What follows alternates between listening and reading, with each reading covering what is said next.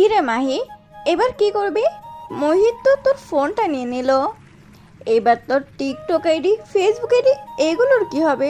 ক্লাসরুমে বসে মাহি আর ওর বান্ধবীরা আড্ডা দিচ্ছিল। তখনই মাহির বান্ধবী জুলি মাহিকে এই প্রশ্নটা করলো।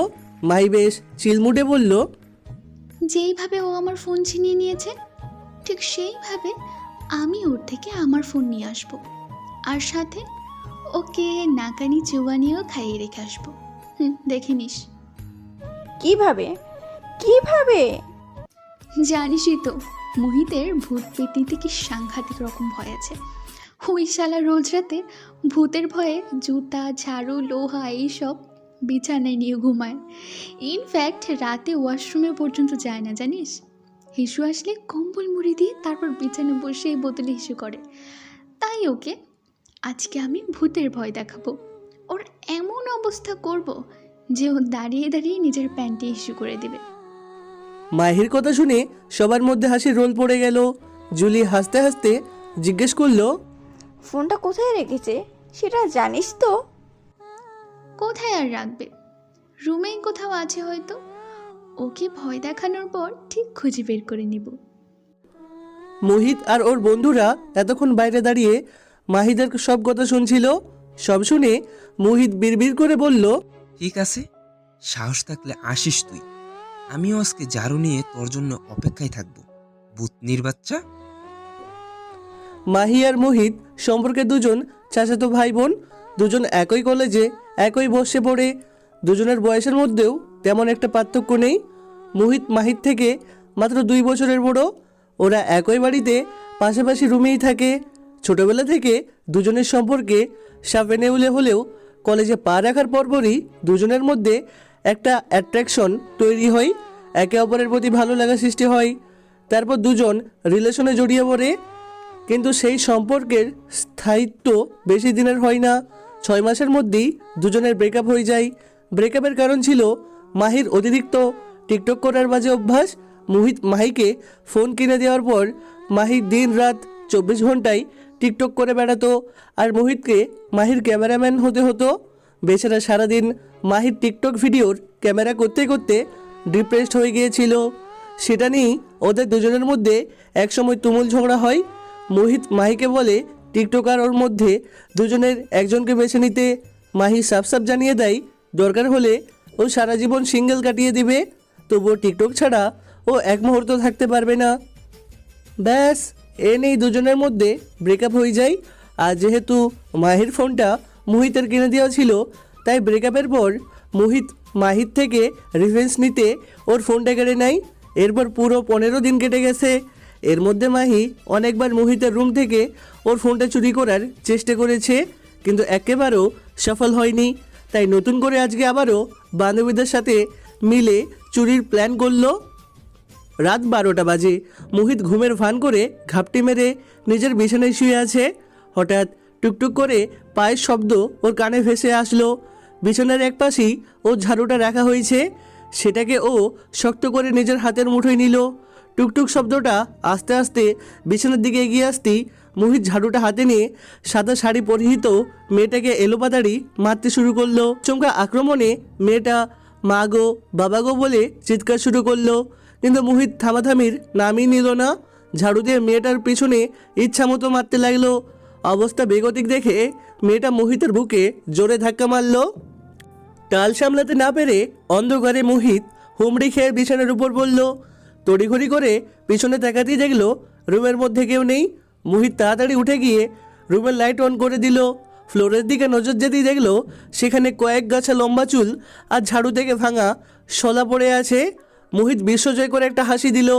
মনে মনে এটা ভেবে বেশ খুশি হলো যে ও এতদিনে মাহিকে একটা উচিত শিক্ষা দিতে পেরেছে।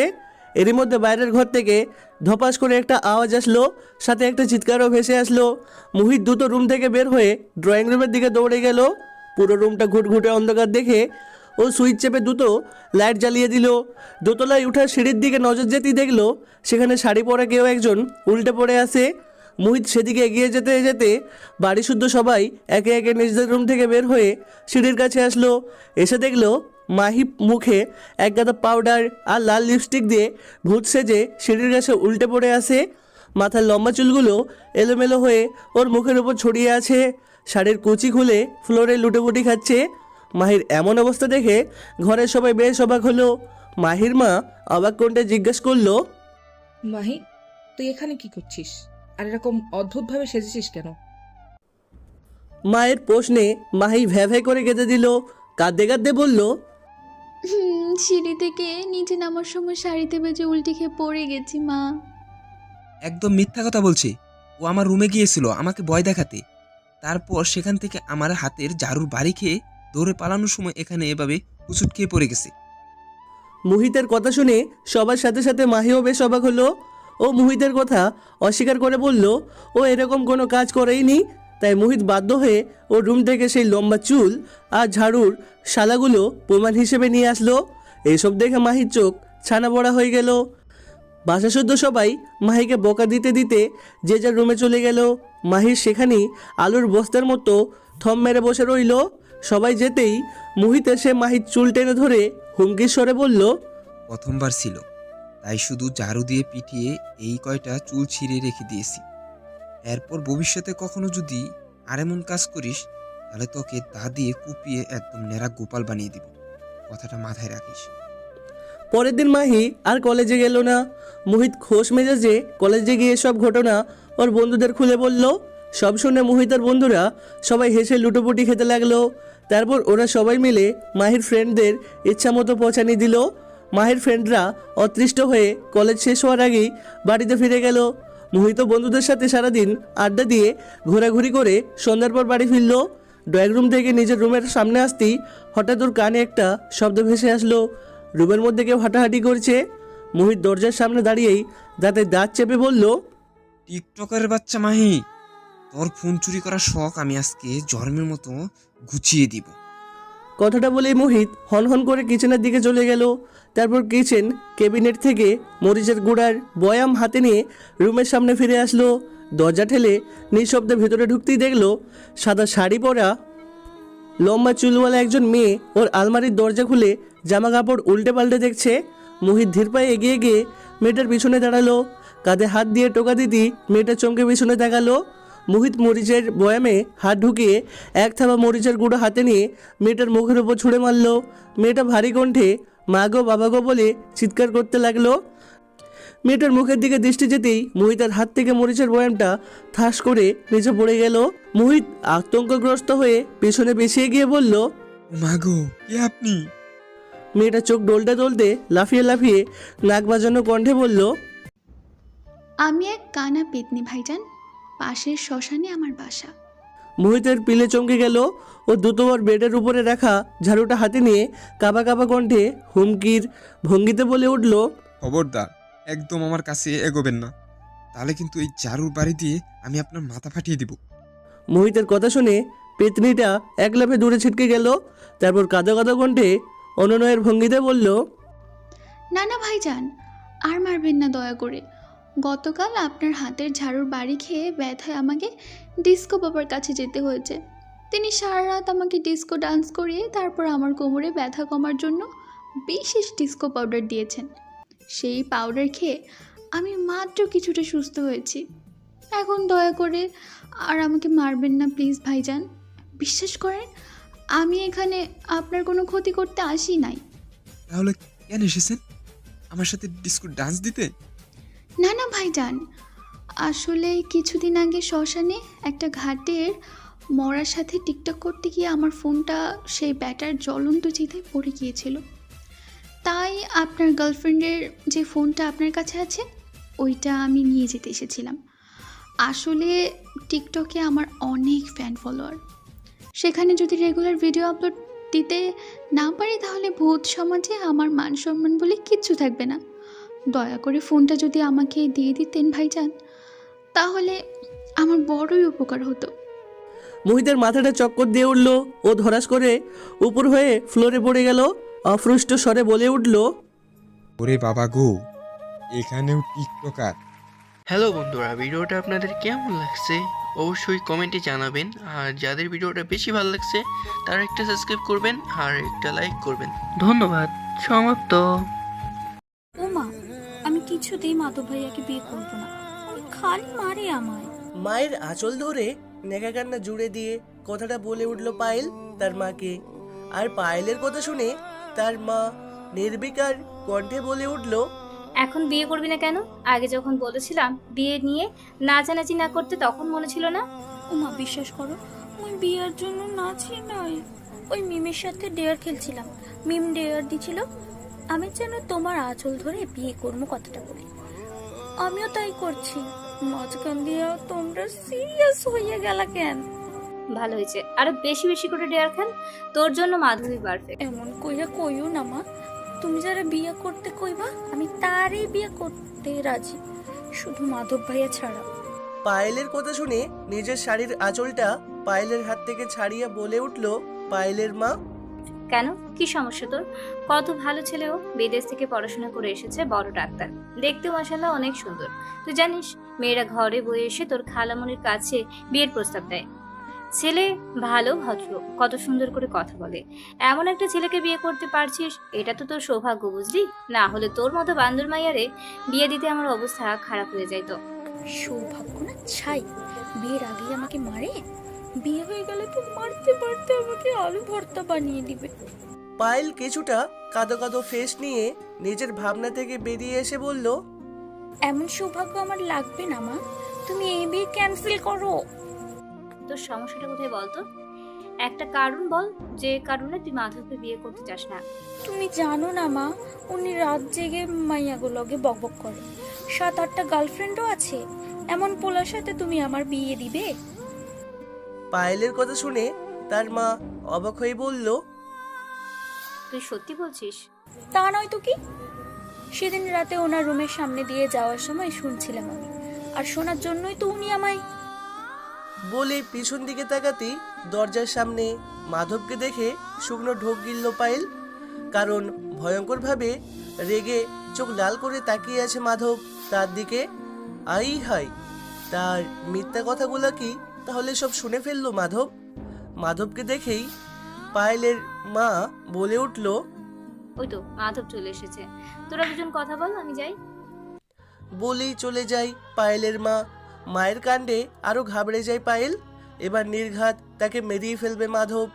পায়েল শুকনো ঢোক গিলে আমতা আমতা করে বলল, ভালো আছো ভাইয়া? কখন এলে? খেয়েছো? মাধব চুপ, তার মুখে কোনো কথা নেই। থমথমে চেহারা নিয়ে শুধু তাকিয়ে আছে সে পায়েলের মুখের দিকে। মাধবের রিয়েকশন দেখে পায়েলের প্রাণ যায় যায় অবস্থা। পায়েল আবারও বলে উঠল, তুমি কি রেগে আছো ভাইয়া? বিশ্বাস করো, আমি ইচ্ছে করে কিছু বলিনি। আসলে হয়েছে কি, তোমার আমার বিয়েটা যাতে না হয় তাই বলেছিলাম। মাধব রেগে আছে, ভীষণ রেগে আছে। মাধব ভিতর থেকে দরজা আটকে দিল। মাধবের কাণ্ডে পায়েল শেষ। ভয়ে ভয়ে বলল পায়েল, তুমি দরজা কেন আটকালে ভাইয়া? প্রতি উত্তরে মাধব কিছু না বলে একটু একটু করে এগিয়ে যেতে থাকে পায়েলের দিকে।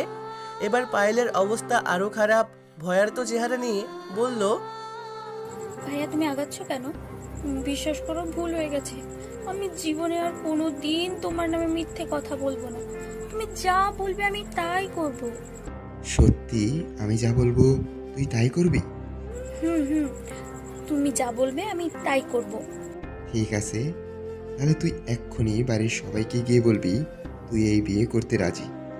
মাধবের কথা শুনে চোখ বড় বড় করে বলল পায়েল, না না না, আমি পারবো না। কি বললি তুই? তুমি এমন কেন ভাইয়া? আমার খালি ভয় দেখাও। তোমার বিয়ে করলে আমার জীবন তো তেজপাতা হইয়া যাইত। ওইভাবে তাকিও না, আমি ভয় পাই তো।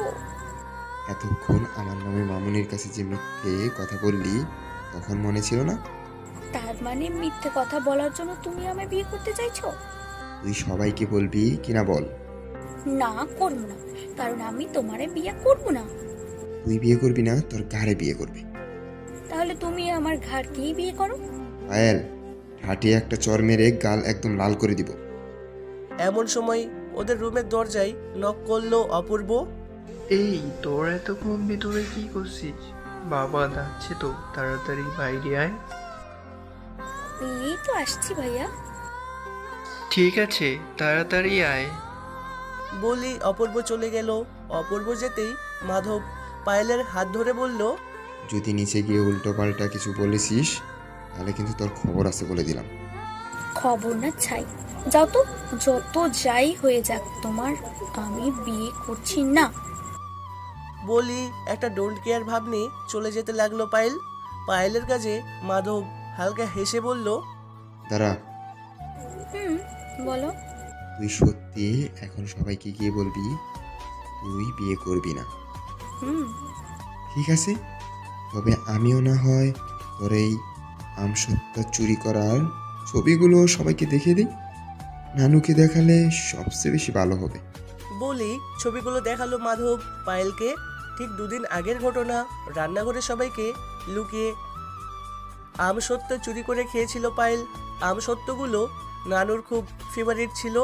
নানু বারণ করেছিল আমসত্ত্ব না খেতে, কারণ ওগুলো তিনি তার ছোট মেয়ের শাশুড়িকে পাঠাতে চেয়েছিল। কিন্তু পায়েল শোনেনি, লুকিয়ে লুকিয়ে সব খেয়ে ফেলে। নানুর সাথে ঝগড়া লেগেছিল পায়েলের, তাই রাগ করে এমনটা করে সে। এভাবে ধরা খেয়ে যাবে ভাবেনি পায়েলের। একবার মোবাইল তো একবার মাধবের দিকে তাকালো। নানুর হাতের সেই লাঠির মারের কথা মনে পড়তেই পায়েল চেঁচিয়ে বাইরে যেতে যেতে বলে উঠল, ওমা, আমি বিয়ে করবো। বলি বাইরে গেল পায়েল। আর পায়েলের কাণ্ডে মাধব হাসতে হাসতে শেষ। অতঃপর সামান্য আমসত্ত্বা চুরির জন্য বাধ্য হয়ে বিয়ে করা লাগলো পায়েলের মাধবকে। বাসর ঘরে চুপচাপ বসে আছে পায়েল। সামনের টেবিলের উপর দুধের গ্লাসটার দিকে তাকালো সে। পুরো লাল টকটকে হয়ে আছে গ্লাসটা। এমন সময় রুমের দরজা খুলে ভিতরে ঢুকলো মাধব। মাধব এসেছে বুঝতে পেরেই হকচকিয়ে উঠল পায়েল। হালকা নড়ে চড়ে ঠিক মতো বসলো সে। পাটা ব্যথা করছে তার, তবে সেই ব্যথাটাকে পুরোই উপেক্ষা করেই বসে রইল পায়েল। মাধবকে আশেপাশে কোথাও না তাকিয়ে এগিয়ে আসলো পায়েলের দিকে, বসলো পায়েলের সোজাসুজি। তারপর বলল, রে, বিয়ে করবি না বলে ওভাবে তাকাস না, আমি পড়ে যাবো তো। মাধবের কথা শুনে চোখ বড় বড় করে ফেললো পায়েল। পায়েলের রিয়েকশনে হাসলো মাধব। এভাবে কিছুক্ষণ যাওয়ার পর হঠাৎ পায়েল টেবিলের উপর থাকা দুধের গ্লাসটা এগিয়ে দিল মাধবের দিকে। তারপর বলল, এটা তোমার জন্য, শিউলি আপু দিতে বলেছিল। ওটা এত লাল কেন? দুধের মধ্যে গুঁড়া মরিচ দিলে লাল তো হবেই, জানতো? আমি কি জানি শিউলি আপু যেভাবে দিয়ে গেছে আমিও সেভাবেই দিলাম। মাধবের খটকা লাগলো, তবে বেশি না ভেবে গ্লাসটা হাতে নিয়ে নিল সে। কিন্তু পায়েল দিল না। শিউলি আপু বলেছে নিজ হাতে তোমায় খাইয়ে দিতে। ও, এই ব্যাপার। হুম। ঠিক আছে, খেতে পারি, কিন্তু আমি খাওয়ার আগে তোমায় খেতে হবে বউ। না না, আমি এটা খাবো না। কেন খাবে না? ওটা তোমার জন্য আনা, তুমি খাও না। তা বললে শুনছি না, তোমায় তো খেতেই হবে বউ। বলি পায়েলকে জোর করে খাওয়াতে লাগলো মাধব। প্রথম 2 চুমুক খেতেই পায়েলের চোখ মুখ লাল হয়ে গেছে, কান দিয়ে ধোঁয়া বের হওয়ার উপক্রম তার। পায়েল আর খেতে না পেরে ততক্ষণ গ্লাসটা সরালো। তারপর কাঁদা কাঁদো ফেস নিয়ে বলল, ও মা, আমি বিয়ে করবো না মা। তোমায় আর বিয়ে করতে হবে না জানেমান, বিয়ে তো অলরেডি হয়েই গেছে। হুট করেই ওদের নিয়ে লিখতে মন চাইলো তাই লিখলাম। গল্পটা কেমন হলো অবশ্যই সবাই কমেন্টে জানাবেন। আর এরকম ফানি মজাদার গল্প পেতে আমাদের চ্যানেলের সাথেই থাকুন। তিথি চুপচাপ দাঁড়িয়েছিল, তার চোখে এক অদ্ভুত গাম্ভীর্য। সজীবের দিকে তাকে কিছু বলার আগে সে যেন নিজেই কিছু খুঁজে পেতে ব্যস্ত। এ সময় সজীব তার পাশে এসে দাঁড়ালো। কিছুক্ষণ নীরবতা, তারপর তিথি মৃদু স্বরে বলল, তুমি আমাকে আজকে একদমই দেখছো না কেন? কেন তুমি আমার দিকে তাকাও না? তুমি তো আমাকে ভালোবাসো না, পছন্দ করো না, তাহলে তোমার দিকে তাকিয়ে আমি কি করব বলো? তিথি তার চোখের কোণ দিয়ে সজীবকে এক দৃষ্টিতে দেখল। তার মধ্যে কিছুটা বিরক্তি, কিছুটা কষ্ট ফুটে উঠল। তবে ঠিক সেই মুহূর্তে তার চোখের কোণে এক অদ্ভুত কোমলতা ঢুকে গেল, যেন সজীবই তার একমাত্র প্রিয় ব্যক্তি। ভালোবাসি তো, এটা বোঝো না তুমি? কখন বুঝবে তুমি? হ্যাঁ, একবার হলেও কি মনে হয়েছে আমার দৃষ্টি তোমার জন্য কিছু হতে পারে? সজীব খানিকটা চুপ করে গেল। তার চোখে এক ধরনের শূন্যতা ফুটে উঠল, তবে মুখে ঠান্ডা হাসি রেখে বলল, ভালোবাসো, কিন্তু তুমি কি কখনো ভাবছো আমি তো অনেক কিছুই বুঝি না, হয়তো কখনো বুঝে উঠতে পারি না, বা হয়তো এমন কিছু ঘটবে না যেটা আমাকে তোমার কাছে ফিরিয়ে নিয়ে আসবে। তিথি অবাক হয়ে তার দিকেই তাকালো। এক মুহূর্তের জন্য মনে হলো সে কি কিছু বলতে চেয়েছে, তবে বলল না। তারপর একটু গম্ভীর হয়ে বলল, আজ আমি শাড়ি পরেছি, তুমি কি খেয়াল করেছো? আসার সময় সবাই আমার দিকে অবাক হয়ে তাকাচ্ছিল, কিন্তু তুমি একমাত্র যে আমার দিকে তাকাওনি। এই কথাগুলো সজীবের মনে গভীর দাগ কাটল। সে চুপচাপ হয়ে গেল, যেন মনে মনে কিছু একটা বুঝতে পারছে, কিছু একটা উপলব্ধি করছে। তারপর এক নিঃশ্বাসে বলল, ভালো। যদি তোমার চোখে এমন প্রশ্ন থাকে, তবে হয়তো এক মুহূর্তের জন্য আমার দৃষ্টি হারিয়ে গিয়েছিল। তবে জানো কি, যখন আমি তোমার দিকে তাকাই, আমি শুধু তোমার শাড়ির দিকে তাকাই না, আমি দেখতে পাই এক সুন্দর মায়াবী আত্মা, যে আমাকে শুধু নিজেকে নয়, পুরো পৃথিবীকে ভালোবাসতে শেখায়। তুমি তো জানো, আমার কাছে তুমি এক পৃথিবী, এক অনন্ত আকাশ। তিথি এক মুহূর্ত চুপ থেকে তার চোখের দিকে তাকালো। তারপর তার মুখে ছোট্ট হাসি ফুটে উঠল। তার চোখে সেই পুরনো অনুভূতি আবার ফিরে এলো, যেটা অনেকদিন আগে সজীবের মাঝে অনুভব করেছিল। তাহলে আজ থেকে আর তোমার চোখে হারিয়ে যাব না। সজীব একটু মাথা নত করল, কিছু বলল না, তবে তার চোখে যে ভাষা ছিল তা যেন বলছিল, তুমি কখনো হারাওনি তিথি, আমি তো তোমাকে চিরকাল নিজের মধ্যে ধারণ করে রেখেছি। এই মুহূর্তে সজীব ও তিথির মধ্যে যে সম্পর্কের গভীরতা ও স্নিগ্ধতা চলে আসছে, তা যেন তাদের হৃদয়ের ভেতরে এক অনন্য বন্ধন তৈরি করেছে। গল্পটি শুধু তাদের সম্পর্কের কথা বলছে না, বরং মানুষের আবেগ, ভালোবাসা এবং একে অপরের প্রতি অগাধ বিশ্বাসের কথা বলছে। তিথি সজীবের দিকে আরো এক পা এগিয়ে গিয়ে তার হাত ধরে বলল, তুমি আমার পৃথিবী সজীব, আমি তোমার পাশে যতদিন বেঁচে আছি আমি জানি আমরা একে অপরের হয়ে থাকবো। তিথি, আমি কখনো তোমাকে ছেড়ে যাব না। তুমি তো আমার হৃদয়ের অক্ষয় স্থান, যেখানে আমার ভালোবাসা চিরকাল থাকবে।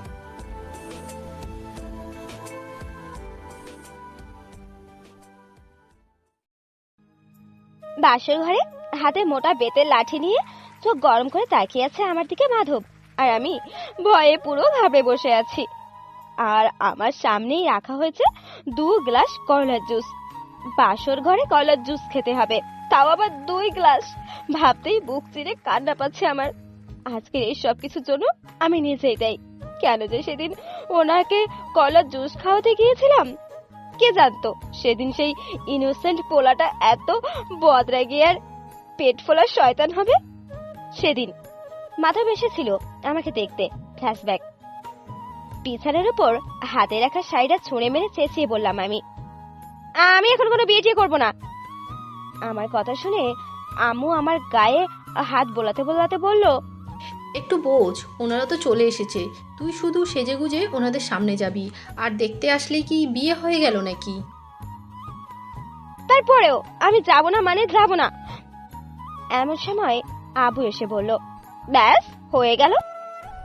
কি হলো পায়েল, তুমি এখনো তৈরি হওনি কেন? এই একটা মানুষকে আমি ভীষণ ভয় পাই। হালকা শুকনো ঢোক গিলে বললাম আমি, এই তো যাচ্ছি। তারপর এক প্রকার বাধ্য হয়ে শাড়ি পরে চলে আসলাম আমি ওনাদের সামনে। 3 জন এসেছে দেখতে, ছেলে, ছেলের মা আর বাবা। নিচে তাকিয়ে আছে ছেলেটি, যেন আমার থেকেও বেশি লজ্জা পাচ্ছে সে। মনে মনে ভীষণ হাসি পাচ্ছে আমার। যথাসম্ভব নিজের হাসিটুকু কন্ট্রোল করে রাখলাম আমি। হঠাৎ মাথায় একটা দুষ্টু বুদ্ধি আসলো আমার। আমি ছেলেটার দিকে তাকিয়ে মনে মনে বললাম, দাঁড়াও মনু, তোমাকে বিয়ে করাচ্ছি। এই পায়েলকে বিয়ে করা এত সহজ নাকি? কেউ কিছু বলার আগেই আমি ফট করে বলে উঠলাম, আমি ছেলের সাথে আলাদা করে কথা বলতে চাই। আমার কথা শুনে আব্বু বলে উঠল, তুই আবার কি বলবি? আব্বুর কথা শুনে ছেলের মা বলে উঠল, আমাদের কোনো প্রবলেম নেই, যাও তোমরা আলাদা করে কথা বলো, এমনিতেও বিয়ের আগে নিজেদের জেনে নেওয়া উচিত। ব্যাস কেল্লা ফতে। ঠোঁটে রহস্যময়ী হাসি নিয়ে ভেতরে ঢুকে গেলাম আমি। মাধবও আসলো আমার পিছন পিছন। আগে থেকে সব ঠিক করে রেখেছিলাম, খালি এই সুযোগটার অপেক্ষায় ছিলাম। রুমে ঢুকেই সোজা ধপাস করে বিছানায় বসে পড়লাম আমি, আর মাধব চুপটি করে দাঁড়িয়ে রইল। তাকে দেখেই কেন জানি হাসি পাচ্ছে আমার। আমি এক রহস্যময়ী হাসি দিয়ে বললাম, আরে দাঁড়িয়ে আছেন কেন, বসুন এখানে। মাধবও একটা ইনোসেন্ট মার্কা ফেস নিয়ে বসে পড়ল সামনে। মাধবকে বসতে দেখে আমিও দাঁড়িয়ে বললাম, আপনি বসুন, আমি এক্ষুনি আসছি। মাধবের উত্তরের অপেক্ষা না করেই চলে আসলাম আমি। কিছুক্ষণ পর এক গ্লাস কলার জুস এনে রাখলাম মাধবের সামনে। তারপর হাতে একটা লাঠি নিয়ে বলে উঠলাম, আমাকে বিয়ে করার খুব শখ তাই না? আজকে সব শখ খুঁচিয়ে দিব। মানে? মানে বোঝাচ্ছি। এই বলে মাধবের হাতে দিলাম করলার জুসটা। তারপর বলে উঠলাম, এই পুরো জুসটা খেতে হবে আপনাকে। তারপর বাইরে গিয়ে বলবেন আপনাকে আমার পছন্দ হয়নি, বিয়ে হবে না। কেন বিয়ে করবেন না? মাধবের এমন নেকা কণ্ঠ শুনে গা জ্বলে যাচ্ছে আমার। আমি মাধবের দিকে ঝুঁকে বললাম, আমি আপনাকে বিয়ে করব না। কেন বিয়ে করবেন না? কারণ আমি এখন বিয়ে করতে চাচ্ছি না। বলেই মাধবের মুখের ভেতর জোর জবরদস্তি করে কলা জুস খাইয়ে দিলাম। বললাম, কেমন লাগে সোনা? উত্তরে মাধব কিছু বলতে পারল না। হাত পা পুরো লাফালাফি করছে সে। পুরো একেবারে কলার জুস মাধবকে খাইয়ে দিয়ে বললাম, যা করতে বলেছি যদি না করেন তাহলে বিয়ের পর রোজ রাতে 2 গ্লাস করে কলার জুস খাইয়ে দেব। আমার এমন কাজে মাধব পুরো কেঁপে উঠল। সাথে ছাড় পেতেই বার কয়েক শ্বাস একসাথে নিয়ে নিল সে। তারপর কাঁপা কাঁপা গলায় বলল, ঠিক আছে, আপনি যা বলবেন তাই হবে। আমার তো মাধবের কথা শুনে লুঙ্গি ডান্স দিতে ইচ্ছে করছিল। আমি নাচতে নাচতে বললাম, আর একটা কথা, যদি এখানে যা করেছি তা যদি বাইরে গিয়ে বলেন তাহলে আপনার একদিন কি আমার একদিন। আমার ধমকে পুরো কেঁপে উঠল মাধব আর বলল সে, কেউ জানবে না, তাহলে এখন যাই আমি? তবে হ্যাঁ, যা বলেছি তার কথা যদি এদিক ওদিক হয় তাহলে। আমার কথা শেষ হবার আগেই মাধব ঘাবড়ে গিয়ে বলল, জানি আমি। তারপর হনহন করে চলে গেল সে। আমি তো মহা খুশি, শেষ পর্যন্ত বিয়েটা আটকাতে পারলাম। এই নিয়ে 10টা পোলারে কলার জুস খাইয়ে বিয়ে বন্ধ করলাম। উফ, কি যে শান্তি, ভেবেই আনন্দ লাগছে আমার। তারপর আমিও নাচতে নাচতে চলে গেলাম বাহিরে। বাহিরে গিয়ে যা শুনলাম, মাধব নাকি বিয়ের জন্য রাজি হয়ে গেছে। ওনার কথা শুনে চোখ আমার চড়ুই গাছ। তারপর মাধব আর তার ফ্যামিলির সবাই হাসি খুশি হয়ে চলে গেল তাদের বাড়িতে। টানা 15 দিন পর আমার আর মাধবের বিয়ে ঠিক হলো। খুব সুন্দরভাবেই, কোনো ঝামেলা ছাড়াই বিয়েটা হয়ে গেল। আমার তো ইচ্ছে করছিল বিয়ের মধ্যেই মাধবের মাথাটা বাড়ি মেরে ফাটিয়ে দিতে। সালা কি শয়তান! 1 গ্লাস করলার জুস খাওয়ালাম, তারপরে কিনা রাগে গা পিত্তি জ্বলে যাচ্ছে আমার। বাসর ঘরে এক প্রকার রাগ নিয়ে বসেছিলাম। ইচ্ছে ছিল মাধব আসলেই ওর মাথাটায় বাড়ি মেরে ফাটিয়ে দিব, কিন্তু মাধব যা করলো, ধমক দিয়ে আমায় বসিয়ে দিল। আমার ভাবনার মাঝেই মাধব চেঁচিয়ে বলল, কি হলো, খাচ্ছ না কেন? আমি অসহায় দৃষ্টিতে তাকিয়ে রইলাম মাধবের দিকে। তারপর বললাম, প্লিজ, ভুল হয়ে গেছে, সরি। কিন্তু আমার পাতি সরিতে কি আর মাধবের মন গলবে? ধমক দিয়ে বলল, তুমি কি চাও, তোমার মতো জবরদস্তি করে খাওয়াই আমি? মাধবের কথা শুনে গা হাত পা ঠান্ডা হয়ে যাচ্ছে আমার। মাধব তার হাতের লাঠিটা টেবিলে সজোরে বাড়ি মেরে বলল, কি হলো, খাচ্ছ না কেন? খাও বলছি।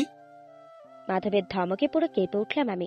তারপর আল্লাহ আল্লাহ করতে করতে একটুখানি কয়লার জুস মুখে দিতেই জ্বর শক্ত হয়ে আসছে আমার। ইয়া, থু, তিতা! মাধব তখনও গম্ভীর হয়ে আছে। আমি বুঝতে পারছি উনি রেগে বোম হয়ে আছে পুরো, যখন তখন ফেটে যাবে।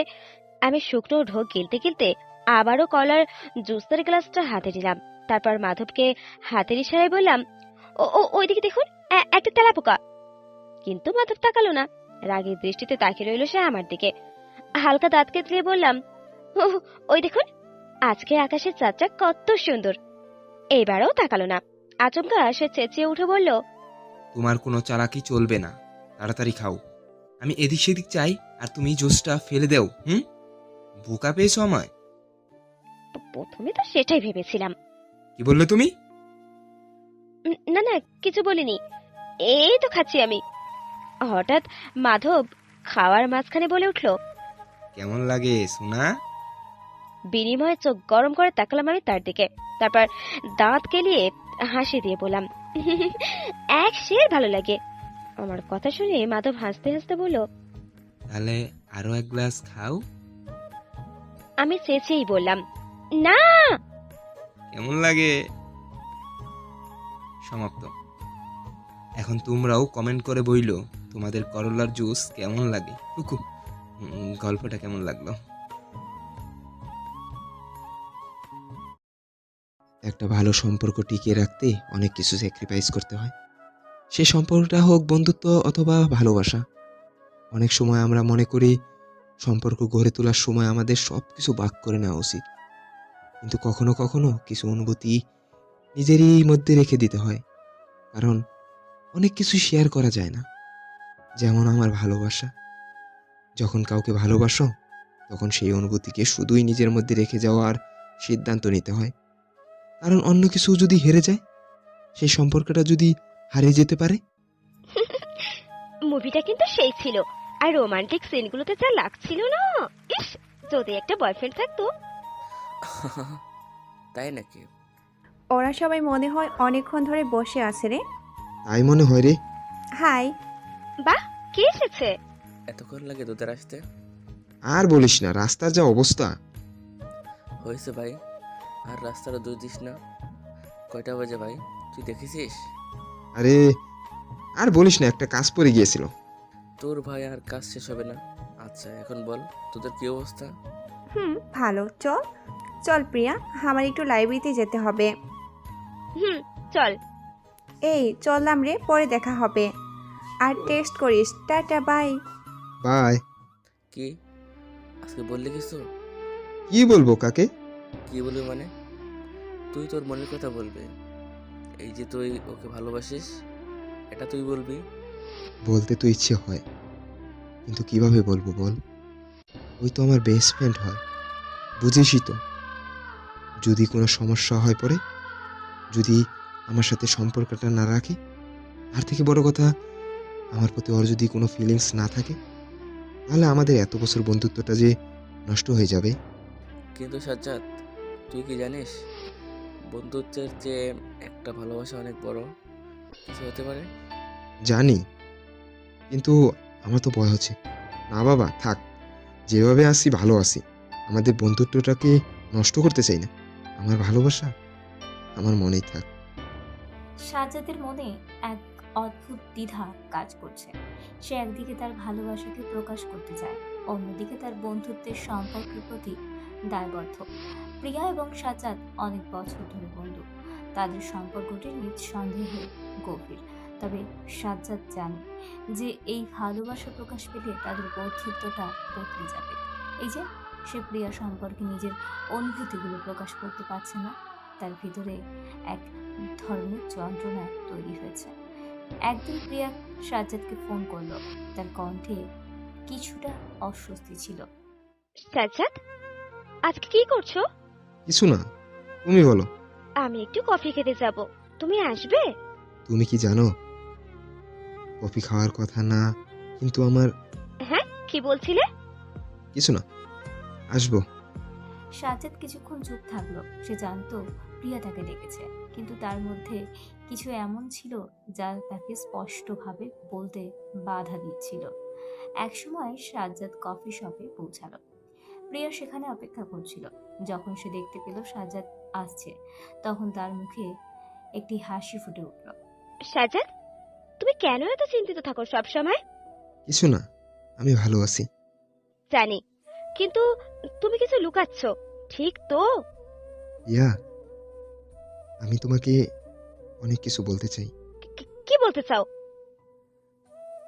আমি আমি তোমাকে ভালোবাসি। প্রিয়া কিছুক্ষণের জন্য স্তব্ধ হয়ে গেল। সাজ্জাদ তার দিকে তাকিয়েছিল, তার চোখে অনেক কিছুই বলছিল। প্রিয়া কিছু না বলে চোখ নামিয়ে নিল। সাজ্জাদ, আমি জানি না আমাদের বন্ধুত্বের মাঝে এত কিছু কেন ঢুকে পড়লো। আমি জানি, কিন্তু এটা আর নিয়ন্ত্রণ করতে পারছি না।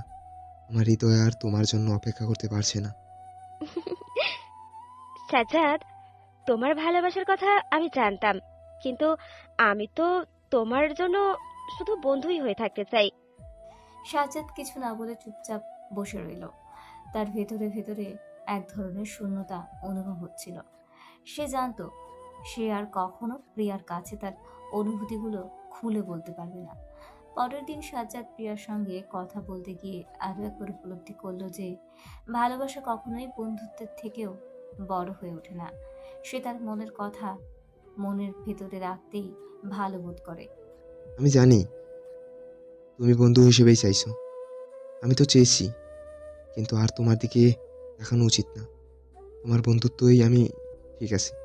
সাজ্জাদ, আমার জন্য তোমার ভালোবাসা, তোমার অনুভূতিগুলো আমি একদমই ভুলতে চাই না।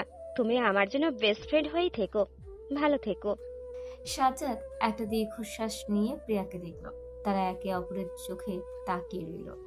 জানলো তাদের সম্পর্কটা এখন আর আগের মতো সহজ নয়, তবে বন্ধুত্ব এখন তাদের মধ্যে আছে। এইভাবেই গল্পটি শেষ হয়, যেখানে সাজ্জাদ তার ভালোবাসাকে তার বন্ধুত্বের মাঝে রেখে দেয়। সে জানে যে কিছু সম্পর্কের জন্য কখনোই সঠিক সময় আসে না, তবে তাতে সেই সম্পর্কের গুরুত্ব কমে না।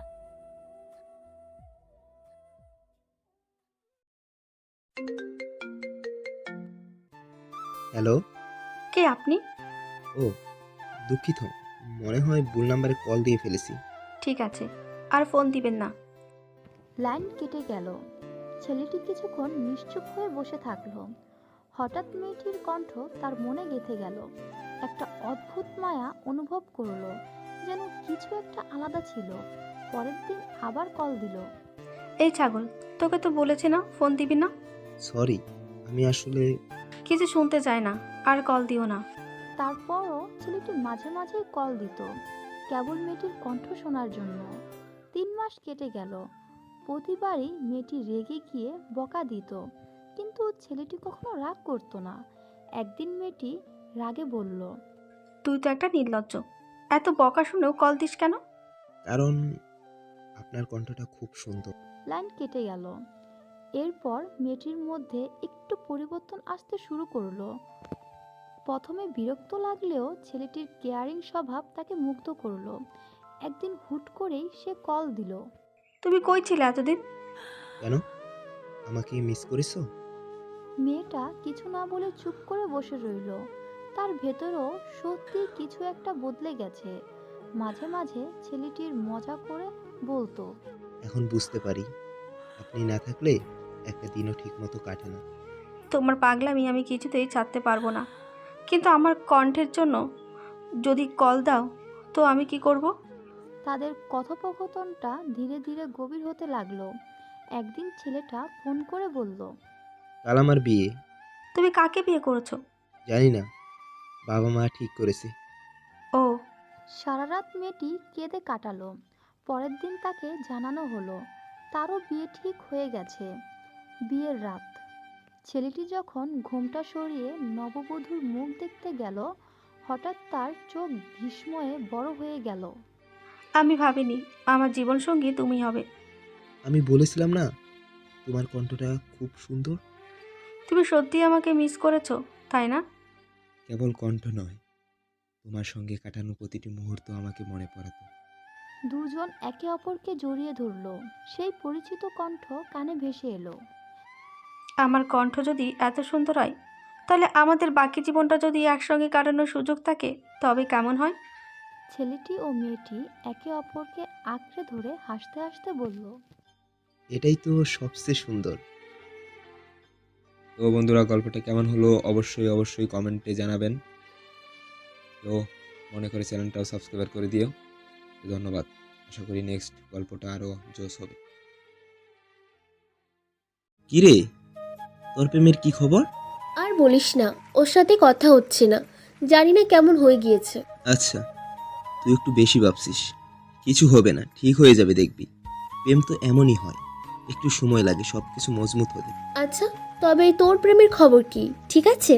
আরে তুই তো জানিস আমরা সবসময় একটা বড় টানাপোড়েনে থাকি।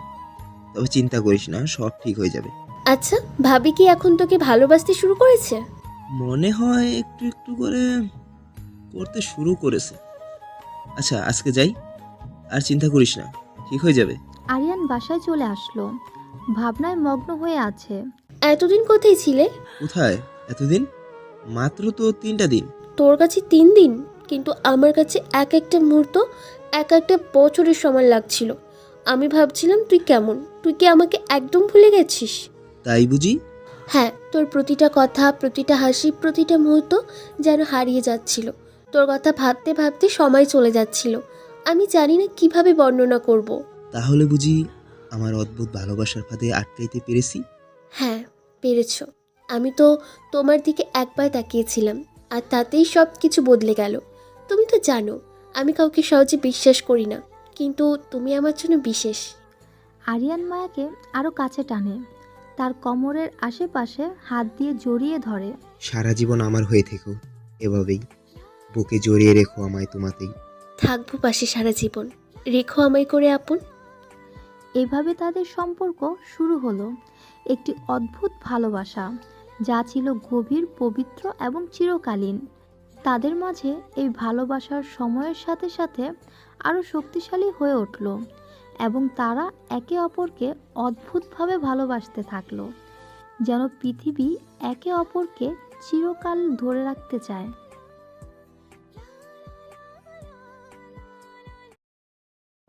শোনো, তোমার প্রতি এখন আর আমার কোনো আগ্রহ জাগে না।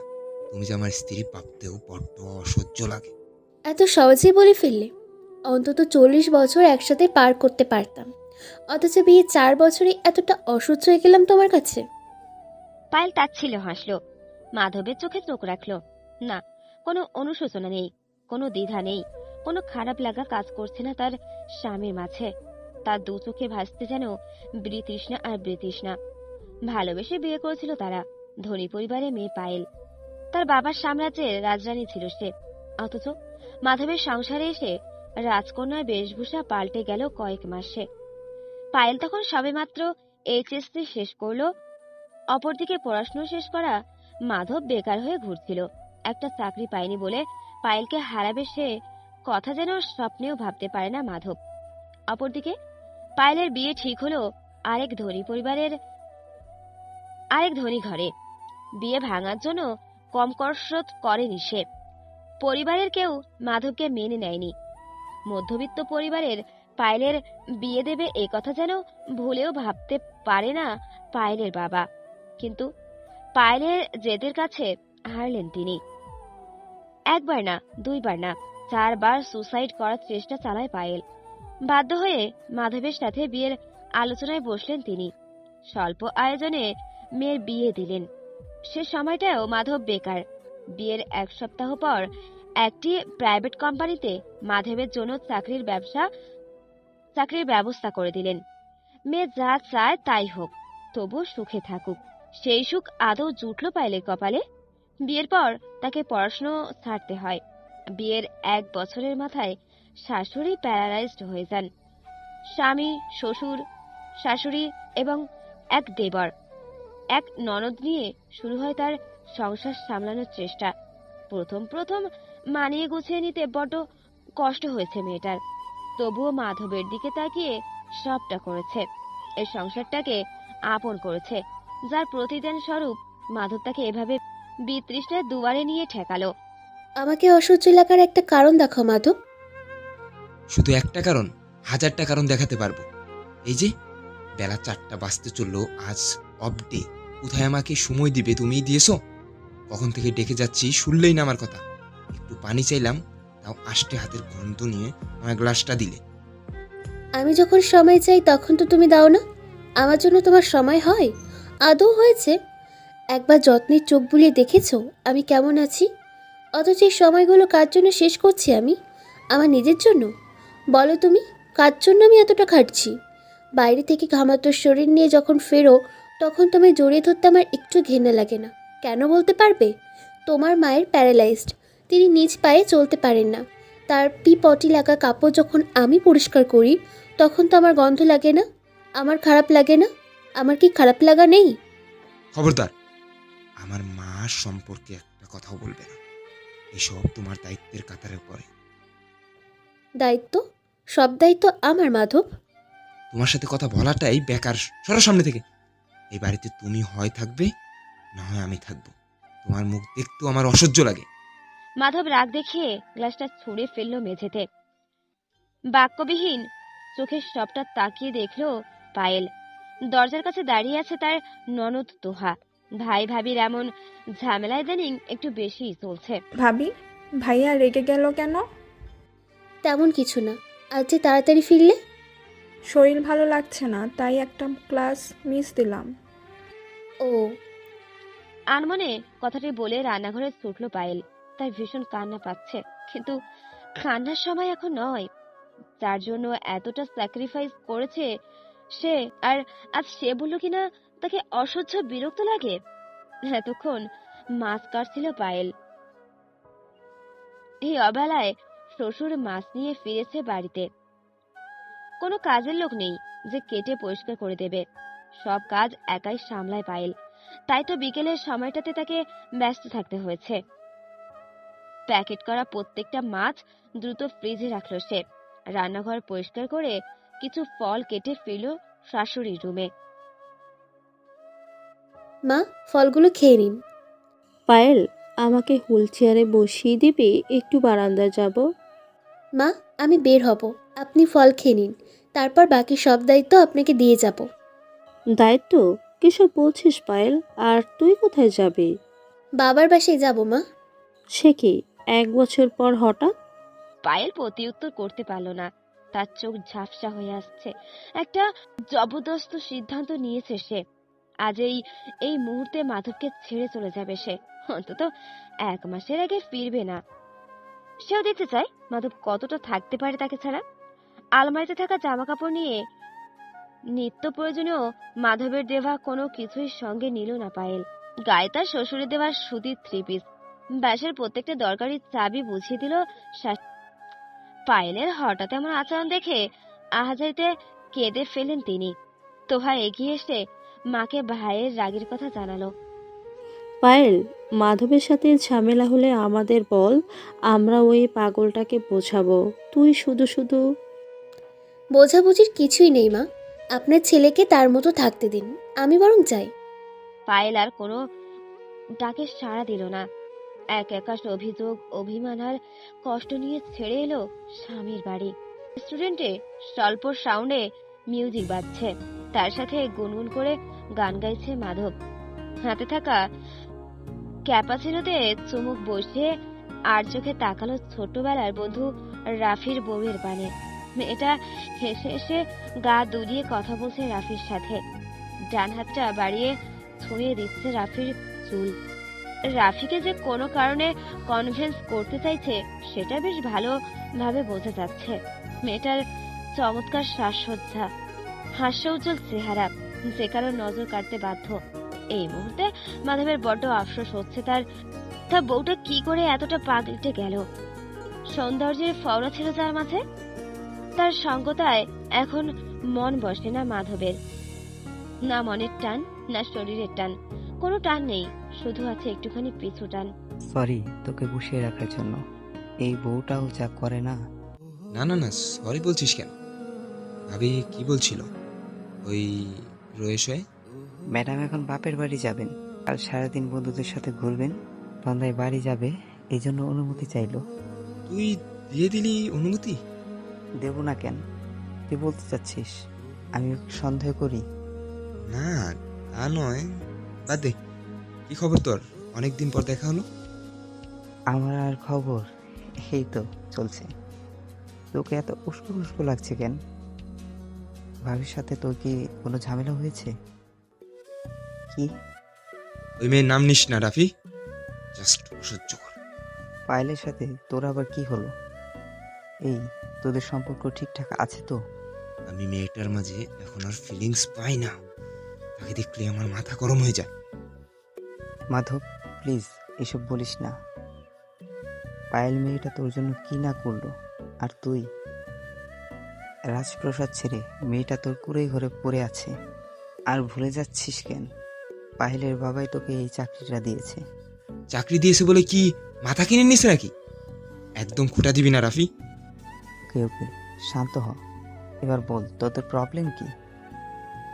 পায়েলের প্রতি কোনো টান কাজ করে না, সে কেমন যেন হয়ে গেল। আগের মতো সৌন্দর্য নেই, ফিটনেস নেই, আগের মতো আমার খেয়াল রাখে না, সবকিছু তার উদাসীন ভাব। গত 3-4 মাস আমাদের সম্পর্ক ঠিক নেই, অযথায় ঝগড়া বিদাত লেগেই রয়েছে। তুই নিজে রাখিস তো তার খেয়াল? তোর মায়ের জন্য পায়েল কতটা করেছে। অন্য কোনো বউ হলে এতদিন আলাদা বাসায় উঠত, আর তুই সেই মেয়ের জন্য।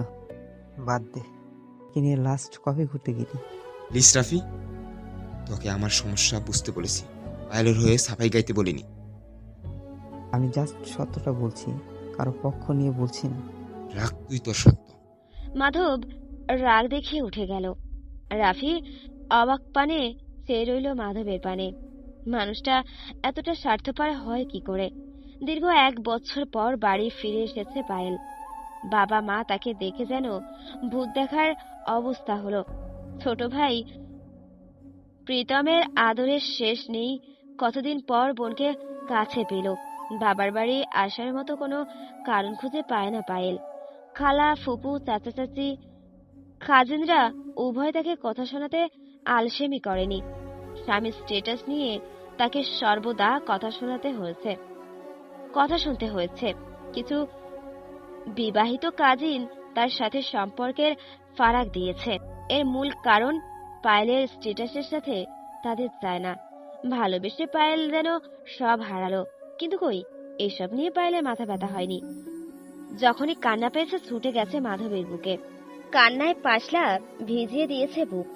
সবটাই বুঝতো মাধব। মেয়েটার কষ্ট ভোলাতে ভালোবাসায় শিখতে হতো। দুটি মন, দুটি দেহে যখন দূরত্ব ঘুরতে যেত, তখন কোথায় দুঃখ, কোথায় কষ্ট। ভালোবাসার মানুষটাই জীবনের সব। কিন্তু সেই বুঝদার মাধব আজ কেন অবুঝের মতো আচরণ করলো? পায়েলের জীবনে বাঁচার প্রেরণা যেন ফুরিয়ে যাচ্ছে। নিজের কক্ষে ফিরে অবাক চোখে তাকালো সে। কি আলিশান কক্ষ, কি সুন্দর গোছগাছ সাজানো মায়া ভরা কক্ষটা। ঠিক আগের মতোই আছে সব। দরজার রুদ্ধ করে কেঁদে উঠল পায়েল। সকল কষ্ট উগড়ে এলো মন থেকে।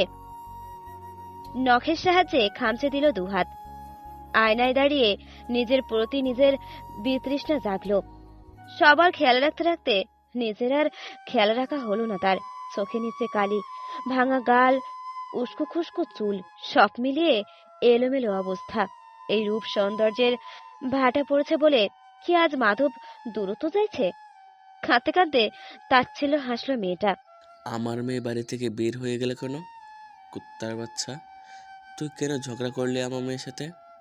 আব্বা, মুখে লাগাম দিন। কি, তুই আমার মুখে লাগাম দিতে বলস? কাঠের চেয়ার তুলে মাধবের দিকে তেড়ে আসলো তার বাবা। অঘটন ঘটার আগেই তোহা দ্রুত ধরে ফেল তার বাবাকে। বিছানায় বসে কাঁদছে মাধবের মা। সাজানোর সংসারটা কেমন উল্টে পাল্টে যাচ্ছে। তুই পায়েলের সাথে ঝগড়া করলি কেন? কি এমন হইলো যে মেয়েটা বাড়ি ছাড়লো? আপনারা আমাদের মাঝে ঢুকবেন না আব্বা। যে গেছে সে নিজ থেকে আসবে। তুই নিজে আনবি পায়েলকে?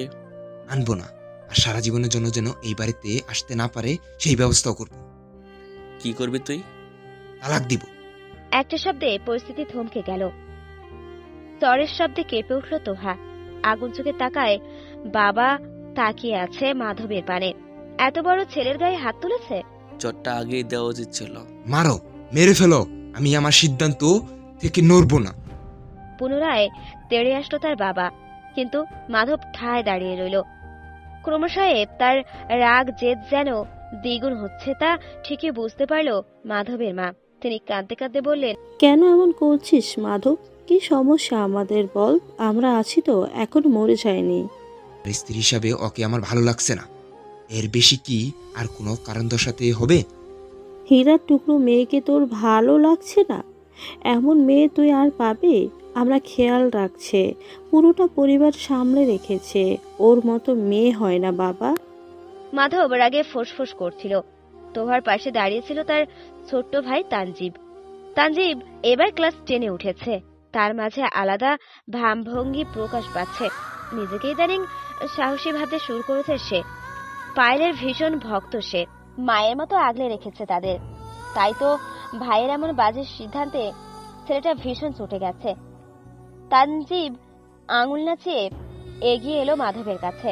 যদি তুমি ভাবিকে ডিভোর্স দাও তবে আমি ভাবিকে বিয়ে করব, তারপর দেখিও কেমন মজা হয়। আমরা সংসার করব, তুমি আঙুল চুষবে। তোমার মতো ছেলেকে ভাবি ডিজেব করে না, বুঝলে? তানজিবের কথায় মাধব মাথায় নিল না, গটগট পায়ে চলে গেল নিজের কক্ষে। পায়েলকে ফোন করে ইচ্ছে মতো বকার জন্য উদ্যত হলে দেখতে পেল হোয়াটসঅ্যাপে পায়েলের মেসেজ এসেছে। 1 মাস সময়টা খুব বেশি নয়, আমাকে ছাড়া 1 মাস অনায়াসে তোমার কেটে যাবে, তা আমি জানি। আমাদের মাঝে এই 1টা মাস দূরত্ব থাক। আমি আমার মতো, তুমি তোমার মতো। কেউ কারো বিষয়ে জাজ করব না, ইন্টারফেয়ার করব না। নিজের খেয়াল রেখো, পরিবারের যত্ন নিও। এই সম্পর্কের পরিণতি না হয় 1 মাস পরেই হবে। পায়েল কয়েক বছর পর আজ পার্লারে পা রেখেছে। সবটা তার কাছে কেমন যেন নতুন নতুন লাগছে। আগের পায়েল ফিরবে, সে আগের মতো নিজের যত্ন নেবে। সারাটা দিন গেল মেয়েটার পার্লারে। পরের দিন সেজে গুজে বেরিয়ে পড়লো বন্ধুদের সাথে দেখা করতে। অনেকদিন পর সবার মাঝে দেখা হয়ে বেশ আনন্দ ফিরে পেল মনের মাঝে। কিন্তু ওই যে কারো কারো সুচালো কথা তার মনটা বিষিয়ে তোলে, এসব সে পাত্তা দিল না। একে একে কেটে গেল 15 দিন। সম্পূর্ণ আগের রূপে ফিরে এসেছে পায়েল। দিন ভোর আড্ডা, শপিং, ফুরফুরে মেজাজে থাকছে সে। অপরদিকে রাতটা কাটে বিভীষিকাময়। মাধবকে ভেবে কাঁদতে কাঁদতে তার সকাল হয়। অপরদিকে মাধবের পথ চলা কঠিন হয়ে পড়ল। মায়ের দেখভালের জন্য তোহার কলেজ কোচিং মিস যাচ্ছে। বাবা দোকানে বসে বলে বাড়িতে সময় দিতে পারে না। তানজিবদার পড়াশোনা নিয়ে ব্যস্ত। মাধব অফিস থেকে ফিরে এসে ঘরের অর্ধেক কাজ সামলাতে হয়। এভাবে তো আর চলা যায় না। কয়েক মাস আগে পায়েল চেয়েছিল একজন কাজের লোক থাকুক, কিন্তু মাধব সায় দেয়নি। তার হাস্যমাতে শুধু শুধু টাকাগুলো জলে ফেলা। এখন সে আজ করতে পারছে। একটা সংসার একা সামলানোর 4টেখানি কথা নয়। এই মুহূর্তে মাধবের ভীষণ মনে পড়ছে পায়েলের কথা, তাদের অতীতের কথা। পুরনো ছবিগুলো অনেকক্ষণ যাবৎ খুঁটিয়ে খুঁটিয়ে দেখলো। সে মেয়েটাকে কি মিষ্টি লাগছে। তারপরের ছবিটা তাদের সন্তান প্রীতমের। 1 বছর আগে মাধবের কোলে প্রীতমকে নিয়ে রিক্সায় করে শপিং এ যাচ্ছিল। পেছন থেকে ট্রাক চাপা দেওয়ায় ছিটকে মাঝ রাস্তায় পড়ে ছোট্ট শিশু প্রিয়তম। ট্রাকের চাকায় পিষে যায় তার ছোট্ট দেহ, আর বাঁচানো গেল না তাকে। সেই দিনগুলো ছিল দুর্বার, কঠিন, হাহাকারে জর্জরিত। পায়েলকে ছাড়া 18তম দিন আজ। মাধবের অবস্থান ক্রমশ খারাপের দিকে যাচ্ছে, আর সহ্যের সীমানা যেন আজ শেষ পর্যায়ে। পায়েলকে ছাড়া এক একটা দিন তার কাছে দুর্বিষহ লাগে। সারাটা রুম জমিয়ে দাপিয়ে বেড়াতো। আজ জীবনের অভ্যাসে দখল নিয়েছে সে নিজেকে। জলে ভাসা খড়কুটো লাগে তার। রেস্টুরেন্টে বসে রাফিকে পায়েলের কথা বলছিল মাধব। নিজের ভুল নিয়ে অনুতপ্ত। মা বাবার চোখে চোখ রাখতে পারে না সে। বারবার মনে হয় শুধু পায়েলের সাথে নয়, তাদের সাথেও অন্যায় করেছে সে। জানিস, কতদিন হয়ে গেল পায়েলের সাথে একা মন খুলে আড্ডা দিতাম না। পার্কে বসে আড্ডা দেওয়ার সেই মুহূর্তগুলো মিস করছি। মেয়েটা ফুল পছন্দ, অথচ এখন আর একটা ফুলও তাকে দিইনি। কখনো জানতে চাই না আমার কি লাগবে, অথচ প্রতিটা ধাপে ধাপে সে আমার কি চাই, কি খাবো, কি লাগবে সবটাই খেয়াল রেখেছে। মায়ের পরে সে একমাত্র নারী যে আমাকে আগলে রেখেছে। পায়েল তোর কাছে স্বাধীনতা পায়নি মাধব। সেই সংসারে বেড়াজালে নিজেকে আবদ্ধ করলেও তোর উচিত ছিল তার খেয়াল রাখা, সুসম্পর্ক বজায় রাখা। আমি মানলাম সে কথা, আসলে আমি বুঝতে পারিনি পাশাপাশি থেকেও আমাদের মাঝে অদৃশ্য দেয়াল তৈরি হয়ে গেছে অনেক আগেই, অনেক আগেই। যা হয়েছে বাদ দে, এখন গিয়ে তুই ফিরিয়ে আনবি পায়েলকে। দুপুরে খাবার শেষে রাস্তায় ধারে হাঁটছিল রাফি এবং মাধব। নিরিবিলি রাস্তায় হঠাৎ খিলখিল হাসির শব্দ শুনে তাকায় মাধব। ঝালমুড়ি হাতে দাঁড়িয়ে আছে পায়েল, পাশে তার বন্ধুরা। শাড়ি পরিহিত মেয়েটি যেন পায়েল। এক পলকে দেখে নিজেই বিভ্রমে পড়ল মাধব। সেই আগের রূপে ধরা দিয়েছে মেয়েটা। খোলা চুলগুলো কানে গুজে কেমন করে হাসছে। মাধবের বুকটা ধুক করে উঠল, ঝাপসা হলো চোখ। রাফি এগিয়ে এলো পায়েলের কাছে। পায়েল কেমন আছো? রাফি এবং মাধবকে দেখে চমকে গেল পায়েল নিজেও। সে তো তাদের আশা করেনি এখন। ভালো ভাইয়া, আপনি কেমন আছেন? ভালো। মাধব আছে, কথা বলবে? না। আর চোখে মাধবের পানে তাকালো সে। এই কয়েকদিনে কি বাজে অবস্থা তার। পায়েলের মনটা খারাপ হলেও ভেতরটা যেন সে এটাই চাইছিল, তাকে ছাড়া মাধবের ঘুম হারাম হোক, ফুলেরা ভুল হোক, শান্তিরা অশান্তিতে ধরা দিক। পায়েল যেন সফল হলো। ঠোঁটের কোণে ফুটে উঠল ক্লেশ হাসি। আমি কারোর সাথে কথা বলতে চাই না ভাইয়া, আমাকে আমার মতো চলতে দিন। আপনার বন্ধু নিশ্চয়ই এখন বেশ ভালো আছে, তাকে ভালো থাকতে দিন। রাত গভীর হলো, মাধবের বাড়ি ফেরার নাম নেই। তার খোঁজ কেউ দিতে পারল না। এত রাতে সে কোথায় আছে, কি করছে, চিন্তায় অস্থির পরিবার। তোহা ভয়ে কেঁদে ফেলল। সে চায় না তার ভাইয়ের কোনো ক্ষতি হোক। আচমকা বেজে উঠল ডোরবেল। হন্তদন্ত হয়ে দরজা খুলল তানজিব। তানজিবকে সরিয়ে এগিয়ে এলো তার বাবা।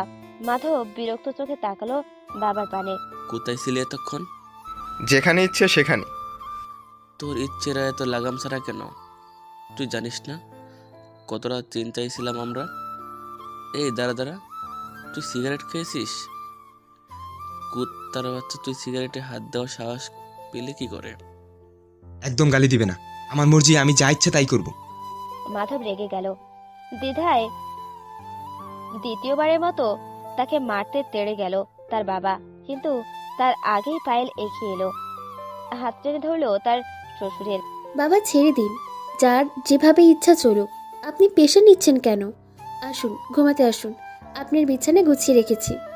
পায়েলকে দেখে ভূত দেখার মতো অবস্থা হলো মাধবের। সে আশা করেনি 1 মাস আগেই পায়েল এই বাড়িতে আসবে। সে অনেকবার যোগাযোগ করেছে তার সাথে, কিন্তু পায়েল কিছুতেই পাত্তা দেয়নি তাকে। তুমি এখানে? মাধবের অবাক চাহনিতে কপট রাগ হলো তার বাবা। খবরদার, আমার পায়েলের দিকে চোখ তুলে তাকাবে না। সে বাড়ির বউ না, মেয়ে হয়ে এসেছে। তুমি ওর কাছে যাবে না, ও তোমার রুমেও থাকবে না। আজ থেকে সে তোমার সাথে থাকবে। আগে তোমার বিচার হবে, শাস্তি পেতে হবে তোমায়, তারপর বাকিটা আমি দেখছি। এই পায়েল, যাও, তোমার সাথে ঘুমাতে যাও। পায়েল বাধ্য মেয়ের মতো শ্বশুরের আদেশ মান্য করলো। সবাই ঘুমিয়ে পড়তে তোহার কক্ষে আসে মাধব, তোহা, তানজিব। পায়েল তখন লুডো খেলছিল। মাধবকে দেখে পায়েলের মুখোমুখি হয়ে দাঁড়ালো তানজিব। খবরদার ভাইয়া, কাছে আসবে না। বাবা বলেছে ভাবি আমার, আমরা ভাবিকে রক্ষা করব। রক্ষা? মাধব তানজিবকে টেনে সরিয়ে এলো। ততক্ষণে বাধা দিল তোহা। ভাইয়া, আমার ভাবির কাছে আসবে না। রাখ তোর ভাবি, আমার বউ লাগে। পায়েলের হাত টেনে ধরল মাধব। ভাই বোনের মাঝে চলতে থাকে বিস্তার ঝামেলা। তবে এই ঝামেলায় সফল হলো মাধব। পায়েল চেয়েও নিজেকে আটকে রাখতে পারল না। মাধব তাকে জোর করে নিয়ে গেল তার কক্ষে। দেখেছো আমার কি হাল? কি করে পারলে আমায় ছাড়া থাকতে? ছেড়ে দাও আমায়, ডিভোর্স দিবে তাই না? তো দাও। মেরে ফেলবো। মাধব আগলে গেল পায়েলের কাছে। পায়েলের কাঁধে মাথা ঠুকে কাঁদতে থাকলো নিঃশব্দে। এত ভার বললাম আসলে না, তবে আজ আসলে কেন? তবে কি চলে যাব? না না, একদম না। বাবা এনেছে তোমায় না? আমি জানি তুমি বাবার কথা ফেলতে পারো না। মাধব, আমায় ছেড়ে দাও, ভালো লাগছে না। লাগতে হবে। পায়েলের মাথাটা বুকে চেপে ধরল সে। এলোমেলো ঠোঁটের ছোঁয়ায় ভিজিয়ে দিল পায়েলের গাল। আমি আমার ভুল বুঝতে পেরেছি, বিশ্বাস করো, বুঝতে পেরেছি। আমাদের বাড়িতে নতুন কাজের লোক এসেছে। তোমার এখন কোনো কষ্ট নেই, আমরা সুখে থাকবো। কতদিন তোমায় ফুল দিলাম না, এবার থেকে প্রতিদিন পাবে। আমাদের একান্ত কিছু সময় কাটবে, ঠিক যেমনটা তুমিও চাও তেমনটাই হবে। তুমি আমার বাবা মাকে ভালো রেখেছো, আর আমি তোমায় ভালো রাখবো। আমি আমার কথা দিলাম পায়েল, আমি আমার কথা রাখবো, 100% রাখবো, বিশ্বাস করো। অতঃপর মাধব কি সত্যি তার কথা রেখেছে, নাকি পুনরায় এলোমেলো হয়ে গেল তার সকল প্রতিশ্রুতি? পায়েলের মনে ভয় জাগলেও মাধব তার কথা রেখেছে। এই যে চড়াই উতরাই এত বছর পরেও আগলে রেখেছে তার ফুলকে। গল্পটা আপনাদের কেমন লেগেছে অবশ্যই জানাবেন। পিরিয়ডের অসহ্য ব্যথায় বিছানায় শুয়ে কান্না করছি। প্রথম দিনে আমার কান্না করতে করতে দিন যায়। বাইরে রান্নাঘরে শাশুড়িকে রান্না করছে, আর মাঝে মধ্যে চেঁচামেচি করছে। আমি শুনেও কিছু করতে পারছি না। অনেক সকাল সকাল আমাকে না ডেকেই অফিসে চলে গিয়েছে। সকাল 7টার দিকে একটু চোখ বন্ধ করেছিলাম, তারপর 9টায় ঘুম ভেঙেছে। শাশুড়ি মায়ের চিৎকার চেঁচামেচি বেড়েই চলেছে। একদিকে শারীরিক যন্ত্রণা, আর একদিকে মানসিক যন্ত্রণা, দুটো যেন আমার গলা টিপে ধরেছে। আর শুয়ে থাকা সম্ভব হলো না। ধীরে ধীরে বিছানা ছেড়ে উঠে বাহিরের দিকে এলাম। দরজার সামনে আসতে দেখি শাশুড়ি থালা বাটি নিয়ে ডাইনিং টেবিলের দিকে আসছে। ঘড়ির দিকে তাকিয়ে দেখি 1টা বাজতে চলেছে। অনেক কিছুক্ষণ বাদেই দুপুরের খাবার খেতে চলে আসবে। ওর অফিস বাসার কাছেই, এর জন্য প্রতিদিন দুপুরে এসে খাওয়া দাওয়া করে যায়। শাশুড়ি আমাকে দাঁড়িয়ে থাকতে দেখে মুখটা আরো কালো করে ফেললেন। বাসনগুলো এবার শক্ত করেই টেবিলে রেখে দাঁড়ালেন। বলি, এসব কি আমরা ফেস করিনি, নাকি এগুলো শুধু তোমাদেরই? সকাল থেকে যে শুয়ে আছো চুপ করে, রান্না বান্না কে করবে? আমার এই বয়সে রান্না করতে আসতে হয়। আমি দাঁড়িয়ে থাকার শক্তিটা পাচ্ছিলাম না। এগিয়ে গিয়ে চেয়ার টেনেও বসতে পারছিলাম না। সেখানে মেঝেতে আস্তে করে বসে পড়ি। মা, মা, আমি এই ব্যথা সহ্য করতে পারছি না। ওষুধ খেয়েছি, তাও কাজ করেনি। আমার আমার টিকে থাকা মুশকিল হয়ে গেছে। আর কত কি দেখতে হবে কে জানে। এসব ব্যথা একটু একটু হয়, সহ্য করে নিতে হয়। এত মাখনের শরীর হলে তো চলে না অবনী। একটু ব্যথাতেই যদি খসে খসে পড়ো তাহলে বেঁচে থাকবে কিভাবে? আমার তো মনে হয় কাজ করার ভয়ে এগুলো করো। এতই যদি শুয়ে বসে দিন কাটাতে ইচ্ছে করে তাহলে তোমার বাবাকে কল করে বলে দিও উনি যেন একটা বুয়া পাঠিয়ে দেয়। সে মুরত তো নেই। মা, মাসের 29 দিন বাড়ির কাজ আমি সামলাই। শুধুমাত্র এই একটা দিনের জন্য আপনি আমাকে এভাবে বলছেন? কি করতে হবে বলুন আমায়, আমি করে দিচ্ছি। হ্যাঁ, এখন কাজে হাত দিয়ে আর নাম কিনতে হবে না। এখন এসেছে কাজ বুঝে নিতে, যত সব। মা, আমি নাম করতে কাজ করি না। যা করি নিজে থেকেই করি। কেউ দেখে প্রশংসা করবে সে আশায় কোনো কাজ করি না আমি। মা বাবা আদব কায়দা শেখায়নি, গুরুজনদের মুখে মুখে তর্ক করো। মা, ক্ষমা করবেন আমাকে। আমার আসলেই খুব খারাপ লাগছিল ভোরের বেলার থেকে। শাশুড়ি মা আর কিছু না বলে সামনে থেকে চলে গেলেন। আমি বসে বসে মার কথা ভাবতে লাগলাম। আমার এই অবস্থায় মা আমার জন্য কত কিছু করতো। পত্রের সাথে সাথে মাও সারাক্ষণ আমার সাথে বসে থাকতো। মাঝে মাঝে মা তো আমার কান্না দেখে কান্না করে দিত। মা কখনো গ্লাসে পানি ঢেলেও কখনো খেতে বলেনি আমাকে। মা বলতো বাবা নাকি আমাকে আদরে আদরে মাথায় তুলেছে। রাগ করেও কিছু করতে গেলে তবু করতে দিত না। বলতো শ্বশুরবাড়ি গিয়ে তো করতেই হবে, এখানে আর করতে হবে না, শিখে রাখ তাতেই হবে। আর সেই আমি সারাদিন কাজেই ব্যস্ত থাকি, তবু নাকি আমি কাছে ভয় পাই। আজকে মাকে খুব মনে পড়ছে, খুব ইচ্ছে করছে মাকে জড়িয়ে ধরে একটু কান্না করতে। মায়ের মতো আসলেই কেউ বোঝে না তার সন্তানকে। মায়ের সাথে কারো তুলনা হয় না। উপলব্ধি করলাম মায়ের মতো কেউ হয় না। শাশুড়ি আর মায়ের পরিমাপে দুজন সব সময় বিপরীতে থাকবে, কথাটা আমার ক্ষেত্রে পরিপূর্ণভাবে সঠিক। মার কথা ভাবতে ভাবতে বুকটা ভারী হয়ে আসছিল। নিজেকে সামলাতে না পেরে রুমে গিয়ে ইচ্ছে মতো কান্না করতে থাকলাম। বাইরে থাকলে তো শাশুড়িমা বলবেন অভিনয় করছি। বউদের তো রোবট হতে হয়, তাদের ক্লান্তি, দুঃখ, কষ্ট, খারাপ লাগা কিছুই থাকা চলবে না। চলবে না মানে চলবে না, ন আকারে না।